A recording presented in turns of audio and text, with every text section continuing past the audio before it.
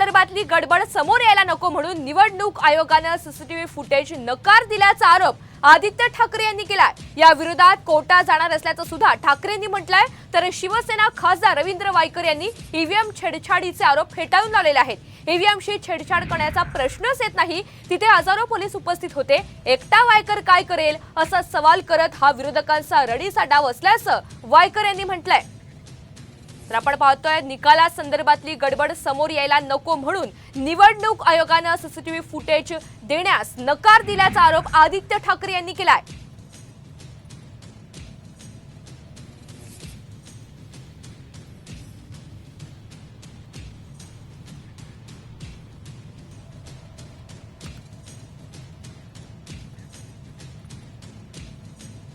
निवडणूक आयोगाने CCTV footage द्यायला नाकार दिलेला आहे। म्हणजे त्यांना ती अनिल मसी सारखी फुटेज नकोय वाटतं, कारण तिथे जी गडबड झाली ती लोकांसमोर आली।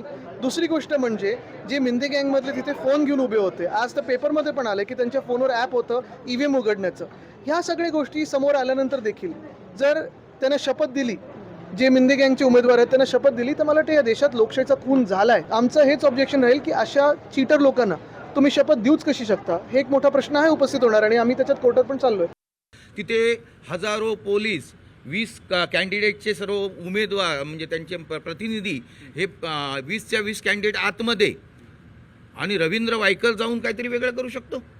हे कसं काय कळत नाही मला। हे काय चाललं आहे, रडीचा डाव चाललेला आहे, त्यांना त्यांच्या जिवारी लागलेला आहे, आणि जिवारी लागल्या कारणाने हे सर्व यांचं ट्विट आणि हे चाललेलं आहे। त्यामुळे रडीच्या डावाला मी काय महत्त्व देत